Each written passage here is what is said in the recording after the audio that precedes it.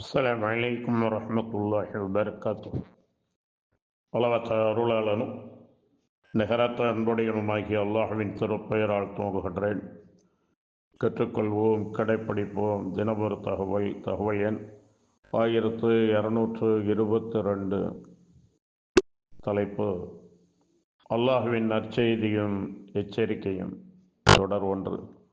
அன்பானவர்களே, கண்ணியத்திற்குரியவர்களே, நம்முடைய ஆதிபிதா ஆதம் அலைஹிஸ்ஸலாம் அவர்களுடைய மனைவியோடு சொர்க்கத்தில் இருந்தபோது அல்லாஹ் தடுத்த ஒரு மரத்தை அல்லாஹுடைய கட்டளையை மீறி அவர்கள் நெருங்கியதை அதன் காரணமாக பூமிக்கு அனுப்பப்பட்டார்கள். அவர்களுக்கு சந்ததிகள் ஏற்பட்டது. அந்த இருவரிலிருந்து நாம் ஆண்களாக பெண்களாக இன்று வரை பழகி பெருகி இருக்கின்றோம். ஆனால் பூமிக்கு அல்லாஹ் அவர்களை இறக்கிவிட்டாலும் திரும்பவும் சொர்க்கத்துக்கு வரக்கூடிய வழிவகைகளை வழங்கியே அவர்களை அனுப்பி வைத்தான். முதல் மனிதரும் முதல் இறை தூதருமான ஆதம் அலைஹிஸ்ஸலாம் அவர்களிலிருந்து இறை தூதரும் இறுதி தூதருமான முஹம்மது ஸல்லல்லாஹு அலைஹி வஸல்லம் அவர்கள் வரையிலும் இறை தூதர்கள் அனைவருக்குமே அந்த வழிகாட்டுதல் அல்லாஹ்வால் வழங்கப்பட்டது. அவர்களுக்கு வேதங்களை வழங்கினான்.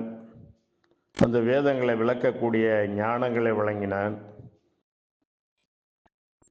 எவர் என் சொல் கேட்டு என் நேர்வழியில் நடக்கின்றார்களோ அவர்களுக்கு திரும்பவும் சொர்க்கம் உண்டு.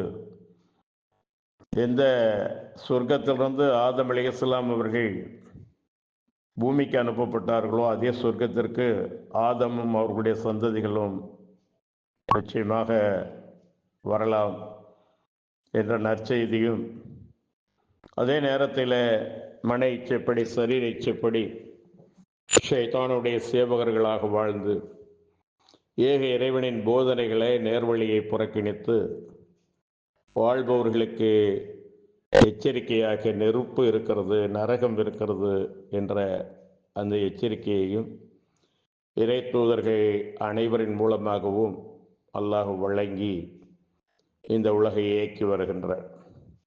அன்பானவர்களே, கண்ணியத்திற்குரியவர்களே, ஒவ்வொரு இறை தூதருடைய பண்பும் இதை போதிப்பதாகத்தான் இருந்தது. ஒன்று, நீங்கள் அல்லாஹ்வை ஏற்றுக்கொள்ளுங்கள், என்னை தூதராக ஏற்றுக்கொள்ளுங்கள், படைத்தவனாகவும் அந்த படைத்தவனால் தேர்ந்தெடுத்து அனுப்பப்பட்ட என்னை தூதராகவும் ஏற்றுக்கொள்ளுங்கள்.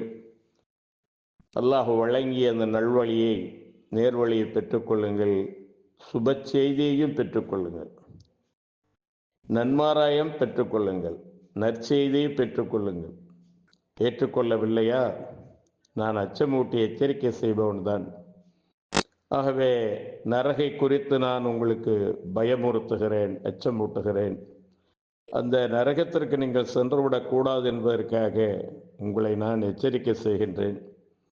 ஆக சொர்க்கம் இருக்கிறது, நேர்வழி நடந்தால் என்ற ஆர்வமூட்டி வெகுமதியை அறிவிப்பதும், நரகம் இருக்கிறது மாறு செய்தால் என்று அச்சமூட்டி எச்சரிக்கை செய்வதும் தான் ஒவ்வொரு இறை தூதருடைய பணியாகவும் இருந்தது. அந்த பணியை அவர்கள் அல்லாஹுடைய கட்டளைக்கு இணங்க அல்லாஹுடைய நேரடி கண்காணிப்பில் மிகச் சிறப்பாக செய்தார்கள். ஆகவே அன்பானவர்களை, கண்ணியத்திற்குரியவர்களை, நாம் வெளிப்படைய வேண்டும், நேர்வழி பெற வேண்டும். அந்த வழியை பின்பற்றி வாழும்போது நாம் மீண்டும் சொர்க்கம் செல்லக்கூடிய வாய்ப்புகள் நமக்கு பிரகாசமாக இருக்கும்.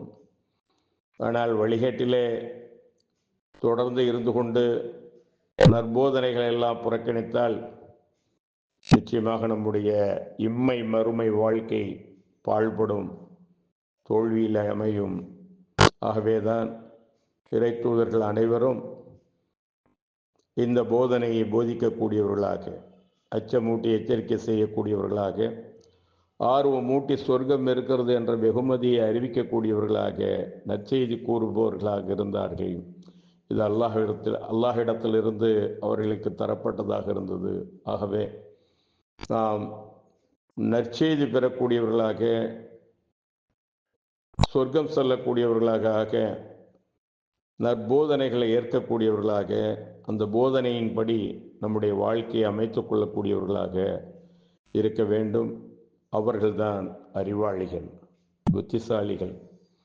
எப்படியும் வாழலாம் என்ற அந்த வாழ்க்கையை வாழ்பவர்கள் நிச்சயமாக இவ்வுலகையும் மறு உலகையும் இழந்து விடுவார்கள். அல்லாஹ் பாதுகாக்க வேண்டும்.